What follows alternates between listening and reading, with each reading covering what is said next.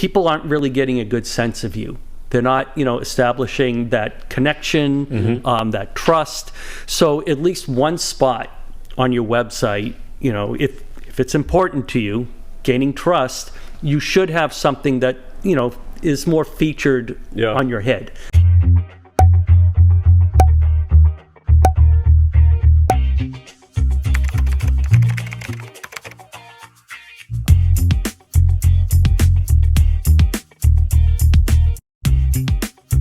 Hello, and welcome to this episode of the Ask Valor Masterminds podcast, brought to you by A Advanced Services and Fuse Networks. My name's Galen. I'm Joe. And we're coming at you from the Creative Block Studios in Seattle, Washington.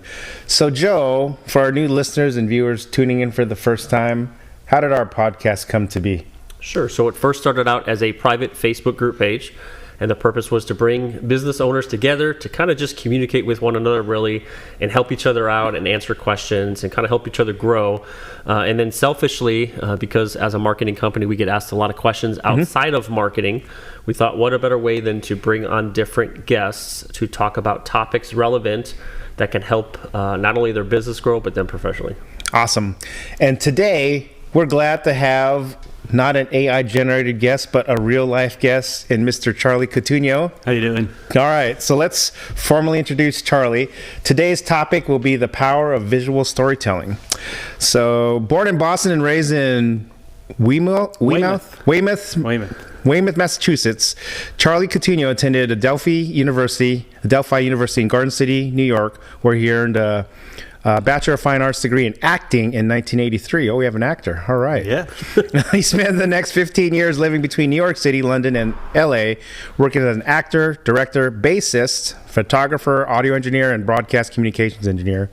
In 94, he was recruited by Microsoft and moved to the Seattle area, where he's lived ever since. Charlie's photography career began in the clubs of Boston in the late 1970s, photographing local bands. Before long, he was photographing major acts such as Crosby, Stills and Nash, Queen, Emerson, Lake and Palmer, Jimmy Buffett, and more. In New York and LA, he continued to photograph bands, many who were performing on the same bill as he was with his own bands. In 1999, while still at Microsoft, Charlie began his business, Charles Cotugno Photography. Photographing families and seniors. He also founded the nonprofit organization Stories of Autism, which organized 250 photographers throughout the U.S. to create fine art portraits and collect the stories of people in their communities living with autism. After leaving Microsoft in 2014, Charlie turned his efforts full-time to his photography business, transitioning into commercial photography. In 2018, he was diagnosed with Meniere's disease, causing fluid to gather in the inner and trigger bouts of severe vertigo. Unable to predict when these attacks would occur, he was forced to change his business model to one that didn't include travel and large budgets. In 2022, he rebranded as a headshot photographer, opened a studio in the SoDo neighborhood of Seattle. In the time since, Charlie has become one of the most sought-after headshot photographers in the Seattle area, and his business has never been better. Fortunately, his Meniere's disease has been in remission for the last 12 months. Charlie has been married to his wife, Kim, for 30 years, and they have two children, Miranda, who lives with her husband in Hoquiam, and Jackson, who is considered one of the top up-and-coming jazz saxophonists on the West Coast. Everyone, welcome, Charlie. Charlie, thanks for being in studio. Glad to be here. All right. So before we get into the topic, we like to get to know our guests a little bit more. So we ask 3 questions. I'll ask the first question. What are some early lessons learned as an entrepreneur? It's not necessarily about your talent of the service you're going to provide. And I think that's the reason why a lot of people get into a business, because they just love something that they do. But that doesn't get you clients, and that doesn't pay the bills. So you have to understand when what you're doing is good enough, not bad, but good enough. And then once you're at that point, then you really need to start focusing on your marketing, finding your niche. It happened with me. You start out, you'll photograph anything that won't get you arrested, right? And then after a while, you find what it is you like to do, and then you go right after that niche. And so besides the skill of what you do, which is extremely important, you also have to develop the skill of marketing and running a business, which most of us who start businesses don't have a lot of experience doing. Awesome. Well, I love what you said there. Just you find your niche and you stick to it, because I think a lot of businesses don't do that. They try to appease everyone, and when you appease everyone, you appease no one. Exactly. Yeah, and that was my thing. I mean, I would photograph almost anything, and I think in the beginning you kind of have to do that. Number one, to get your name out there, but number two, to find out what works best for you. And I spent most of my years in the beginning photographing families and seniors, and after a while, I was like, I'm 50. I don't want to be chasing 4-year-olds around when their mom is yelling at them and they're crying and I'm trying to get a photo. And this isn't the vision I had for my life. And, so, with experiences like that, you try other things, and then you find what you really connect with and how you can best serve your clients. And then you just market the shit out of that. Nice. Awesome. So in your years of business, what's been the best piece of advice that you've been given? Focus on business. Much of like what I just said just came from really good advice from several people. A lot of it just hearing it here and there, and then realizing, oh yeah, that's what I got to do. I can't rely on people coming to me. I have to go out. And looking back, I wish I had a business degree. Really? Absolutely. Okay. Yeah. I mean, I've learned a lot. There's nothing like the school of hard knocks, and there's nothing like failure to teach you what not to do. But I have people tell me, hey, I want to get into photography. What school should I go to? And I tell them the best business school you can get into and afford. Okay. Awesome. So you mentioned this earlier on the answer to the first question, marketing, figure out what you want and then market like crazy. So to our audience out there, why is marketing important? You can be the best at what you do. You can be the best in the world at what you do. If nobody knows about it, well, then who cares? And, there's absolutely nothing wrong with producing work or doing things for yourself. People who are sometimes considered amateur, sometimes I envy them because they're not concentrating on getting business. But, if you want to be able to serve people, if you want to be able to provide people with something they need, and nobody knows about you, then you're kind of wasting your time. So what's been, I'm going to throw a loop in here for you. Yeah. What has been the best marketing that has worked for you? In the past couple of years, because I kind of had to change what I do, it was identifying who my client was. So I went from kind of broad doing commercial to really focusing on headshots. And so I just thought to myself, well, who are the people that I need to hook up with, to find? And I decided LinkedIn was where it was at. So I developed a LinkedIn strategy. I got the premium, started making a ton of connections with people, meeting with people one-on-one. And so meeting with people one-on-one is probably the best I have found.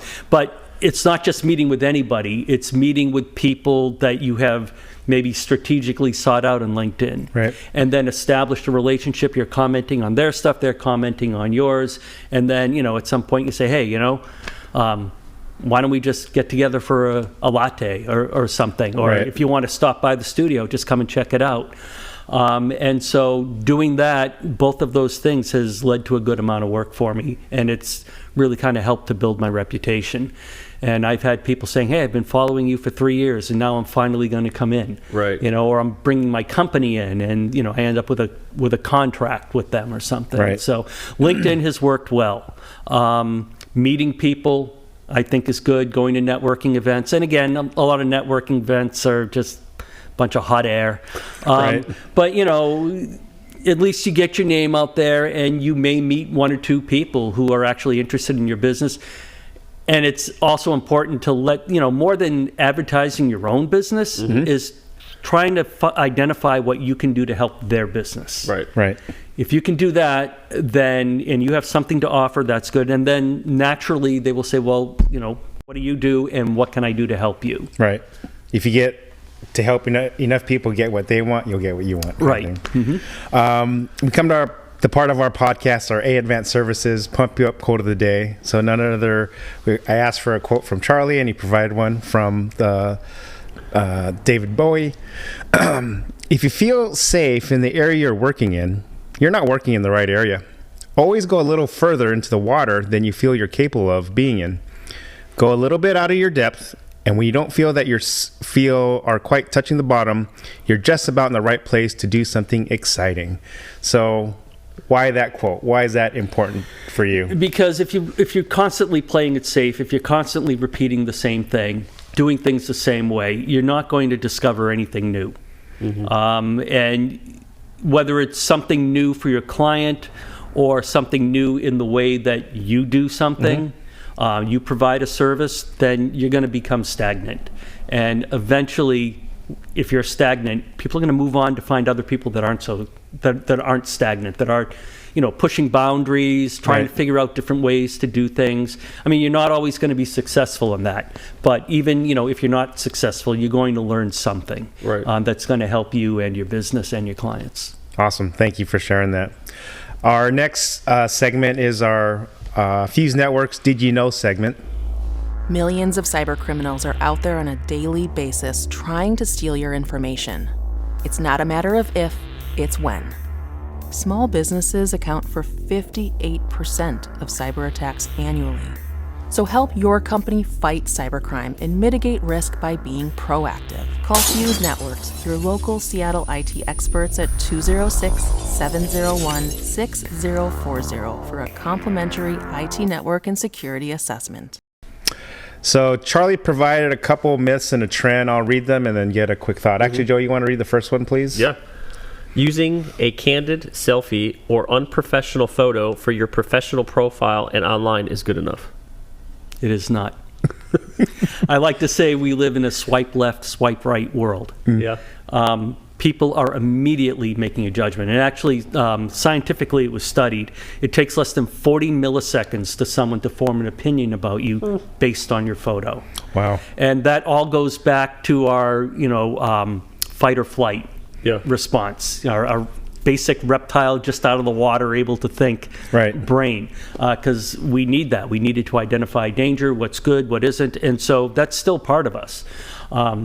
It's funny because everybody does that a million times a day. Yep. I walked in the door here immediately, is this look like a decent place? Am I coming to a hole in the wall? Or, luckily it's a beautiful studio, and so, I felt safe, able to come in. A lot of people put up these photos of themselves, and they're not professional. You might see a financial advisor, and he's out on a boat holding a fish. You compare that to another financial advisor who's dressed well, who has, or I like to say, industry appropriate. And they've put time into their photo. They've made the investment in themselves. It doesn't matter if they paid, $5 or $5,000. They've made the effort. They look professional. They look like they do what they do. So as a consumer, if you're pulling up these two people, the guy with the fish could be a much better financial advisor, but your gut is going to tell you, no, I'm going to go with the person, the guy or gal who looks like a good financial advisor. So what you're saying is if you're going to take those types of photos, probably leave them out of your profile picture. Leave them out of your profile picture. Facebook is more of not so much of a business thing. Maybe use them on Facebook or something else. But if you're promoting your business and you're on a site like LinkedIn or your own website in your About section, look like you're competent at what you do and look like you're proud of what you do, and you take it seriously and you pay attention to detail. So this next myth, we'll go right into that. So, and it's great we have you in studio when we have this dynamic, but I'll read this. Professional headshots offer no ROI. Yeah. So with people, because a lot of businesses, we've talked to businesses like, hey, you got to update your photos. The photo 20 years ago, you look great. Yeah. But when they walk in the door, that's not who they're working with? Yeah, the line I usually use is, you don't want to have a client walk in and ask you where your son or daughter is.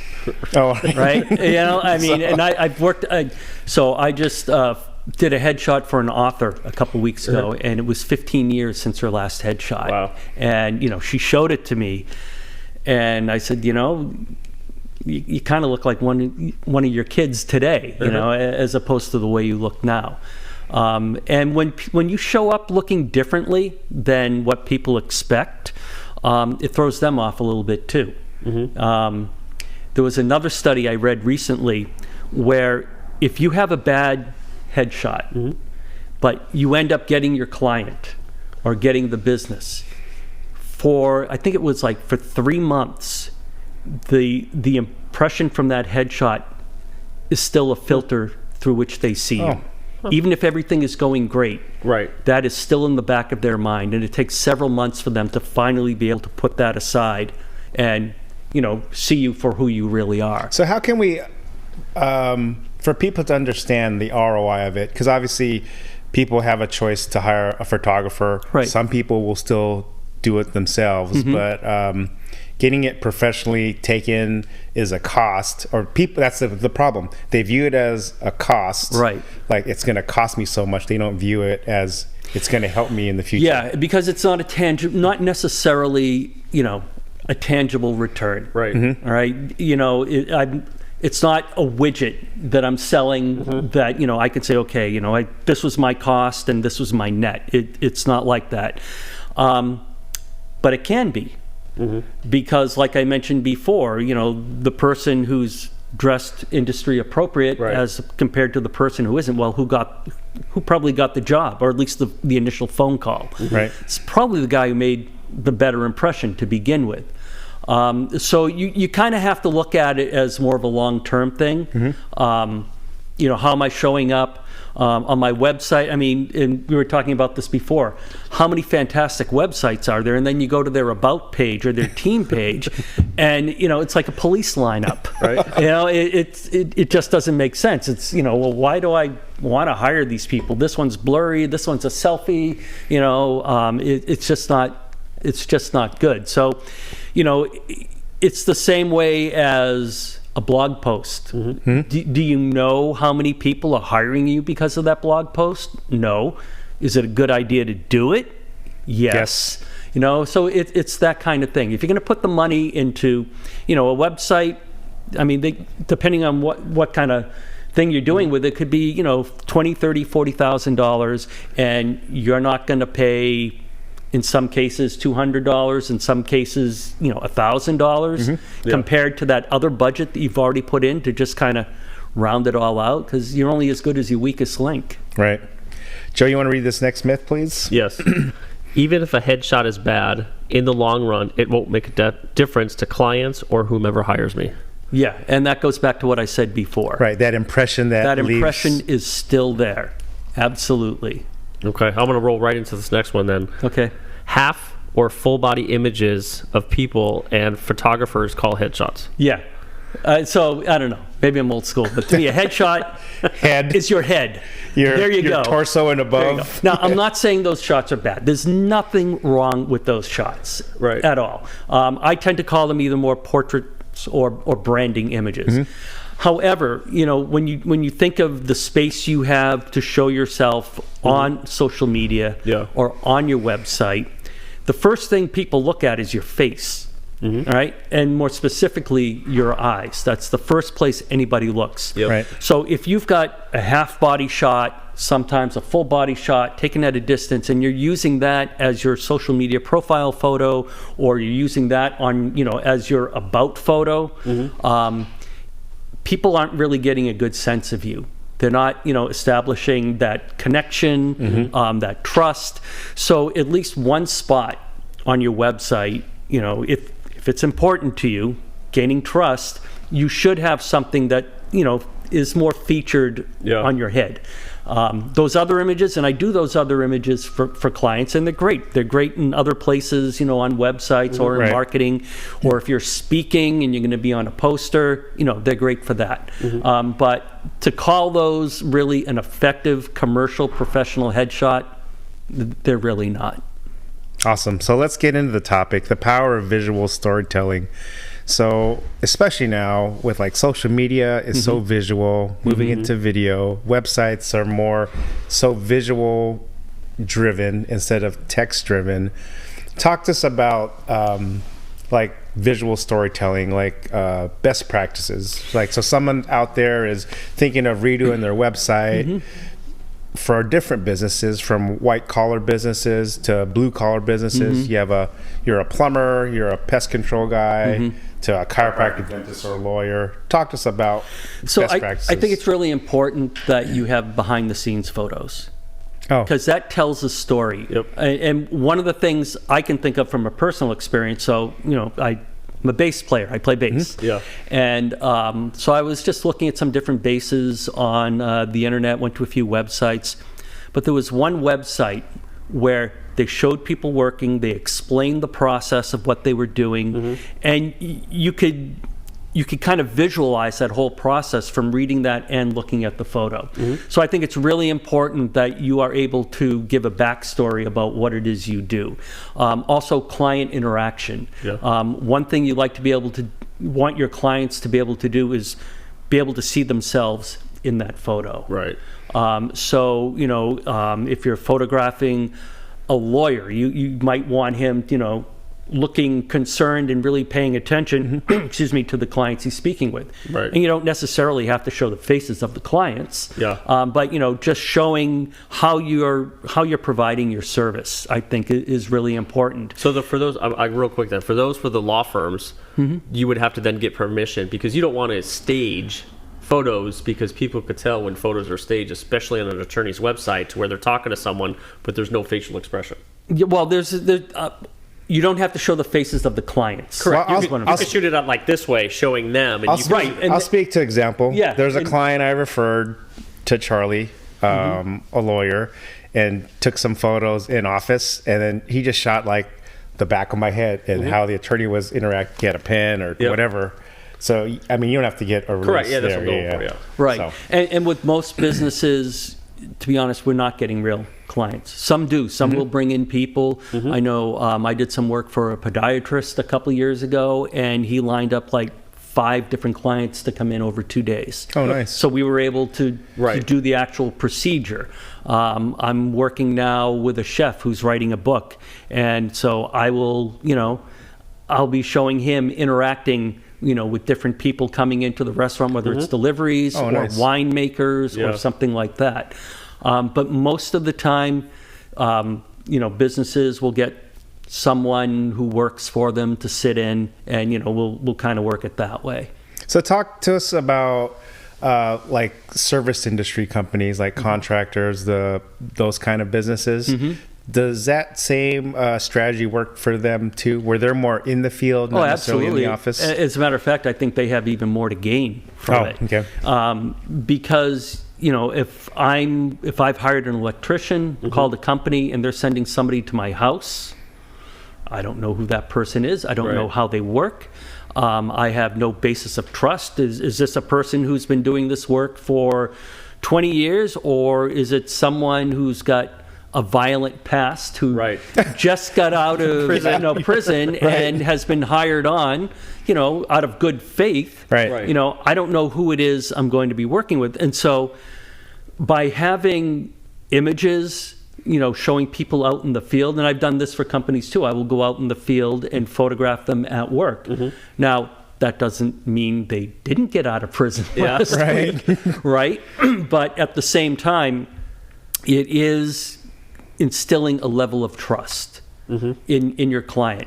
And one thing I started doing a while ago is working with service companies where I will do headshots of the people on their team, and then the company is either emailing or texting the customer, here's who's showing up, and here's a little bit about them. They've been with us for however many years, and they're avid bicyclists, or they love their dogs or something.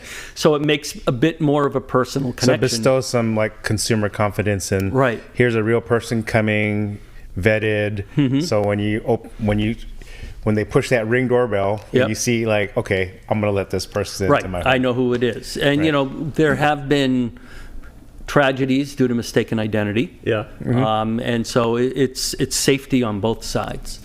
But, that's an area where, photographing service providers in the field doing their work, I think that sometimes is even more important because we make assumptions. Right. Okay, well, they're a financial advisor.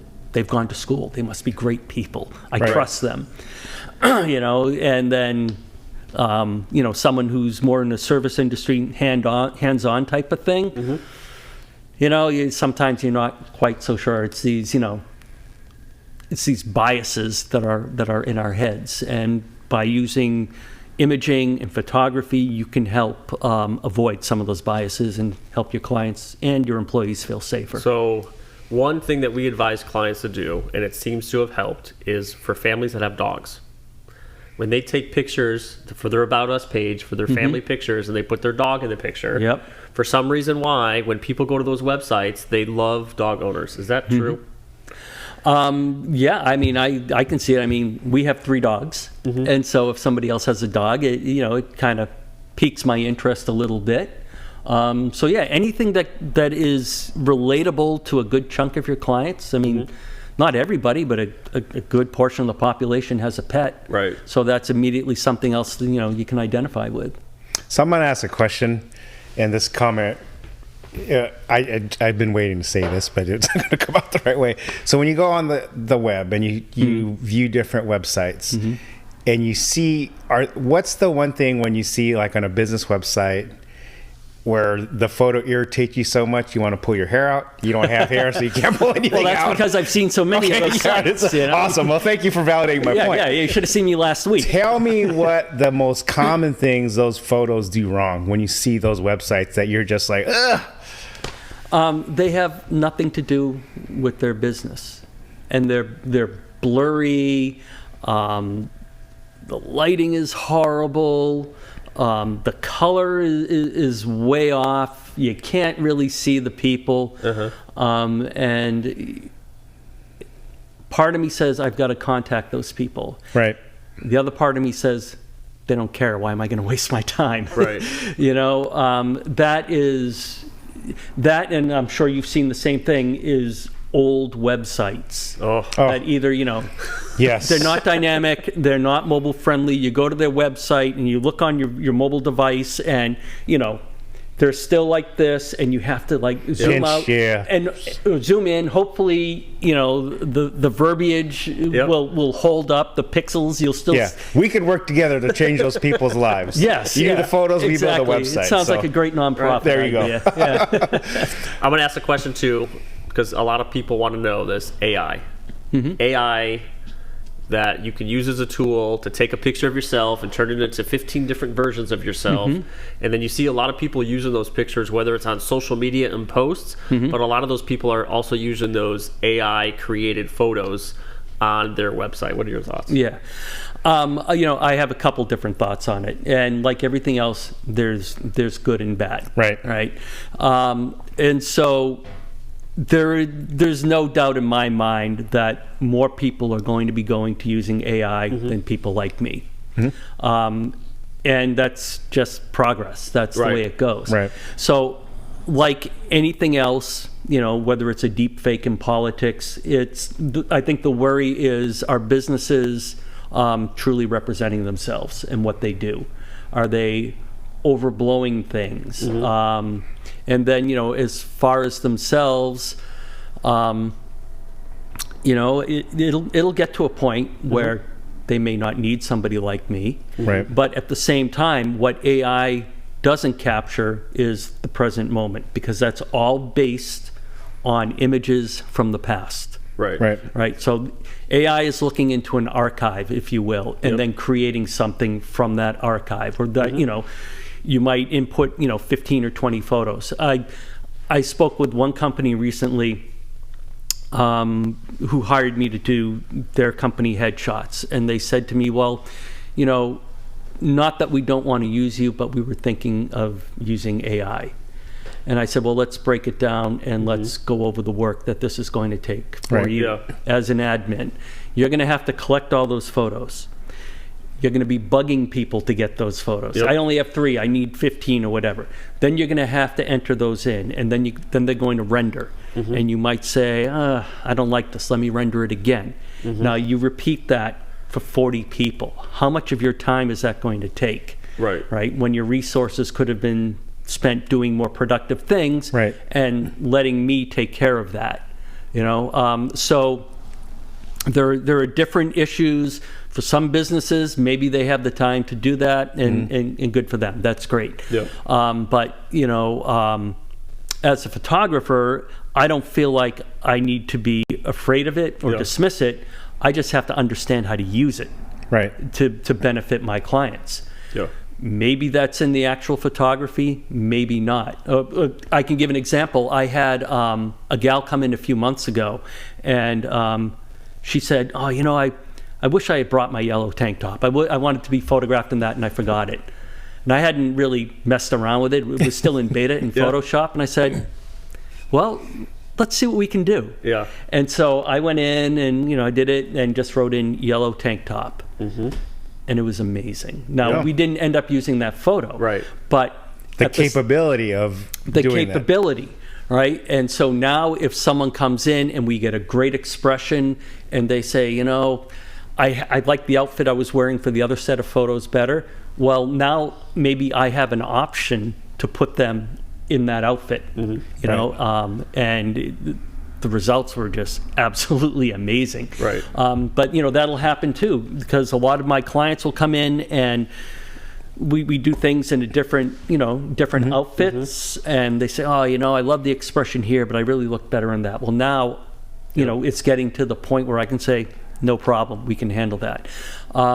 But on the business side, that's really going to be their decision, because it will get to a point where I'm not necessarily needed. You're needed to take the pictures, because AI can't do it unless there's just robots. robots. But what AI can do is take a bunch of selfies or a bunch of candids, and you can feed that in, and then it can produce to the engine image. To the engine, and then the engine can do it. So it's just a matter of what people want, whether it's a convenience or a hassle, and then they have to weigh it.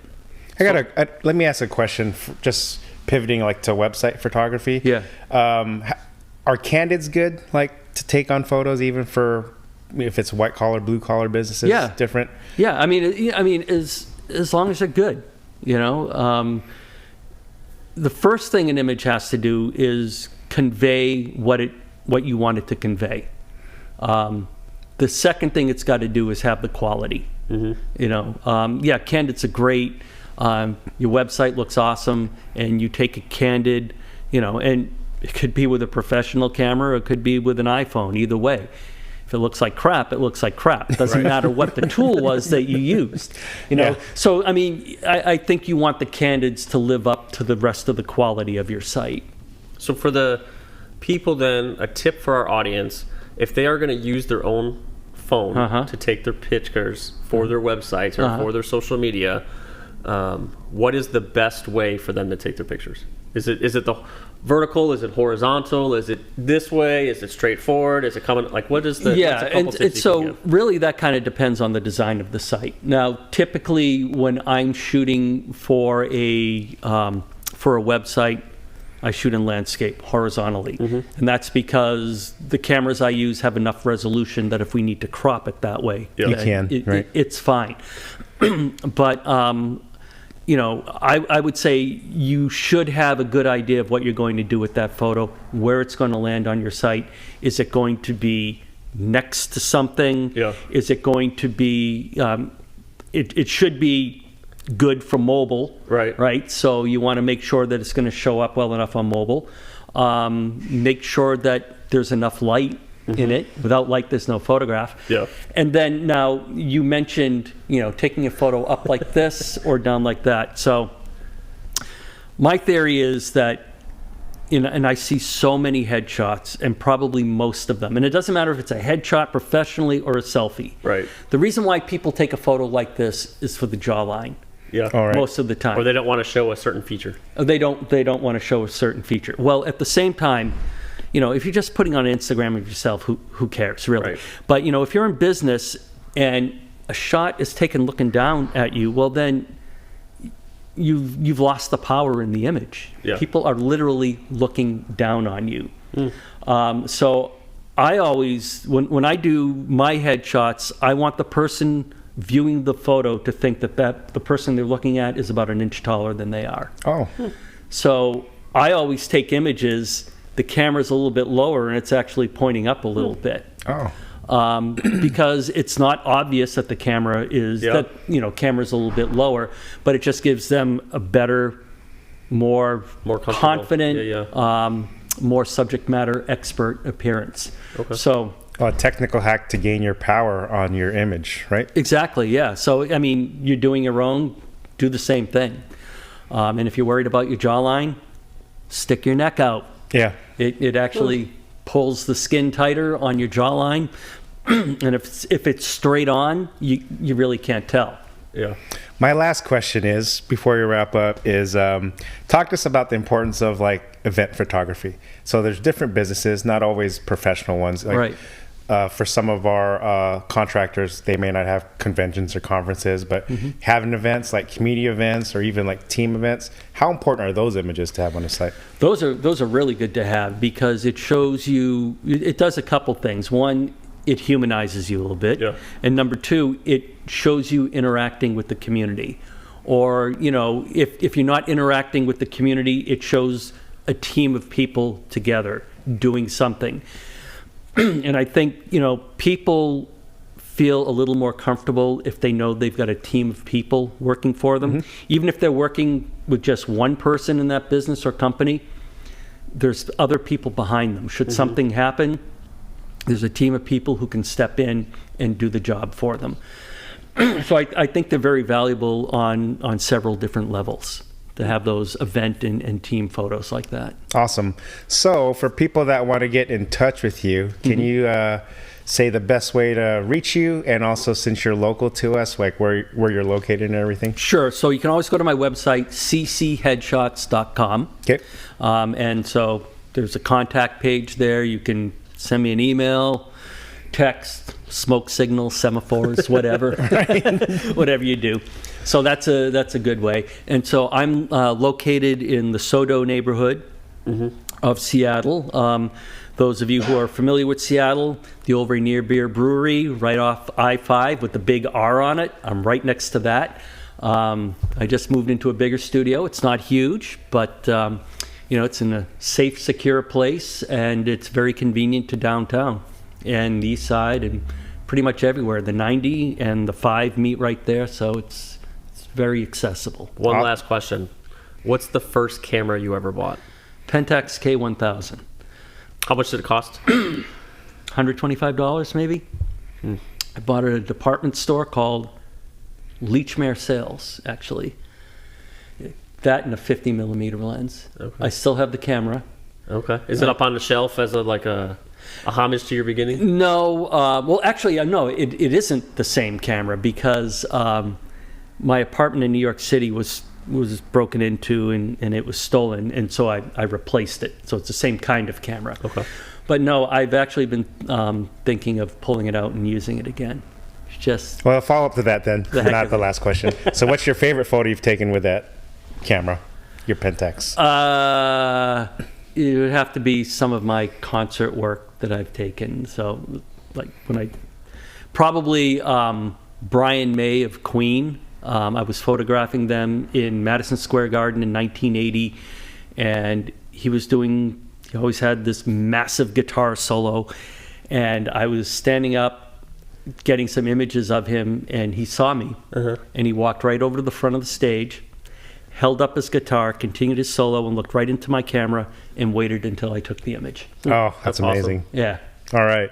So when you get your new photos for your website, a good plug for our hashtag Valor Cares initiative, Joe. Talk to Yep. us about that. So it's just an easy way for us to give back to business owners locally and nationwide. If you own a business and you're not happy with your website, go to our website, submit an application, and we build websites for free for certain businesses. Awesome.